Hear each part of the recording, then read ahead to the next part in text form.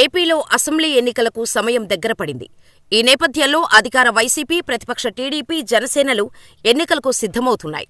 ముఖ్యంగా CM YS Jaganmohan Reddy 175 స్థానాల్లో గెలిపే లక్ష్యంగా వ్యూహాలు రచిస్తున్నారు.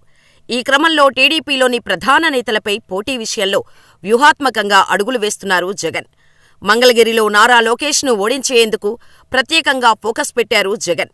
ఈ క్రమంలోనే మురుగుడు లావణ్య అనే కొత్త అభ్యర్థిని ప్రకటించి అందరినీ షాక్కు గురిచేశారు జగన్.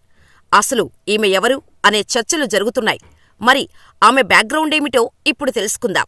2024 అసెంబ్లీ ఎన్నికల్లో గెలిపే లక్ష్యంగా వైసీపీ, ఆ పార్టీ అధినేత సీఎం వైఎస్ జగన్ 175 స్థానాల్లో గెలిపే లక్ష్యంగా ఎన్నికల వ్యూహాలను సిద్ధం చేశారు. 2024లో మాజీ మంత్రి, టీడీపీ జాతీయ ప్రధాన కార్యదర్శి నారా లోకేష్ను ఢీకొట్టే ఈ మురుగుడు లావణ్య ఎవరా, ఆమె బ్యాక్గ్రౌండ్ ఏమిటా అనే విషయాలపై చాలామంది ఆసక్తి చూపిస్తున్నారు. ఇక మురుగుడు లావణ్య విషయానికి వస్తే ఆమె మాజీ ఎమ్మెల్యే కాండ్రు కమల కుమార్తె. అంతేకాక మాజీ మంత్రి, ప్రస్తుత ఎమ్మెల్సీ మురుగుడు హనుమంతరావు కోడలు.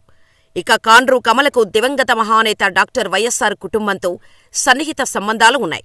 1987లో వైఎస్సార్ ఆశీస్సులతో మంగళగిరి మున్సిపల్ చైర్మన్గా మురుగుడు హనుమంతరావు పోటీ చేసి ఎన్నికయ్యారు. ఈమె రాజకీయాలకు కొత్త. అయితే ఈమె మామ రాజకీయాల్లో తలపండినవారు. మామ మురుగుడు హనుమంతరావు ప్రస్తుతం వైఎస్సార్సీపీ ఎమ్మెల్సీగా ఉన్నారు. లావణ్య తల్లి ఎవరో కాదు, కాండ్రు కమల. మాజీ Mangalagiri municipal chairperson, MLA, TDP board సభ్యురాలుగా గతంలో పనిచేశారు. లావణ్య మహిళా వీవర్స్ కమ్యూనిటీకి చెందింది. మంగళగిరి నియోజకవర్గంలో లావణ్య ద్వారా వీవర్స్ కమ్యూనిటీ ఓట్లు ఎక్కువగా రాబట్టుకోవచ్చని, మామ ద్వారా వచ్చే ఓట్లు కూడా తన గెలుపుకు కారణమవుతాయనడంలో సందేహం లేదు. 2019 అసెంబ్లీ ఎన్నికల్లో వైఎస్సార్సీపీకి చెందిన ఆళ్ల రామకృష్ణారెడ్డి మొత్తం పోలైన ఓట్లలో 45.47% ఓట్లతో విజయం సాధించారు. టీడీపీకి చెందిన మాజీ మంత్రి నారా లోకేష్కు 42.14% ఓట్లు, సిపిఐకి చెందిన ముప్పాళ్ల నాగేశ్వరరావుకు 4% ఓట్లు సాధించారు. 1952 నుండి ఈ నియోజకవర్గాల్లో కాంగ్రెస్ 6 సార్లు ఎన్నికల్లో విజయం సాధించింది. వామపక్షాలు 4 సార్లు, టీడీపీ 2 సార్లు, అంటే 1983, 1985లో తిరిగి గెలిచింది. వైసీపీ 2 సార్లు, అంటే 2014, 2019లో గెలిచింది. జనతా పార్టీ ఒకసారి గెలిచింది.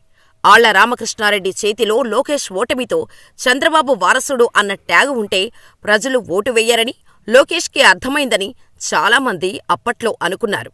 మంగళగిరిలో అభ్యర్థుల విషయంలో జగన్ చాలా ఆలోచించే నిర్ణయం తీసుకున్నారని చెప్పొచ్చు.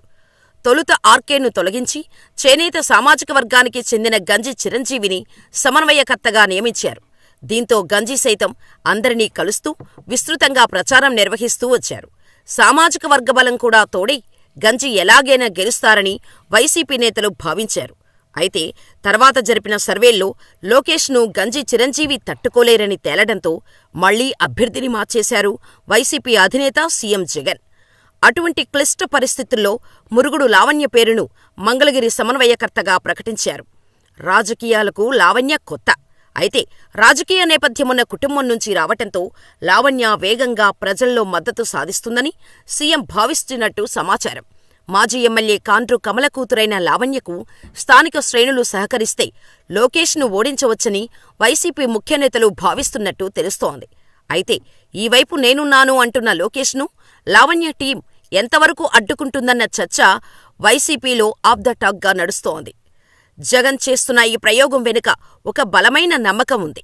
2019లో అధికారంలోకి వచ్చిన తర్వాత తన ప్రభుత్వం అమలు చేస్తున్న సంక్షేమ పథకాల వల్ల ప్రయోజనం పొందిన బలహీన వర్గాల నుంచి తనకు బలమైన ఓటు బ్యాంకు ఏర్పడిందని జగన్ బలంగా నమ్ముతున్నారు.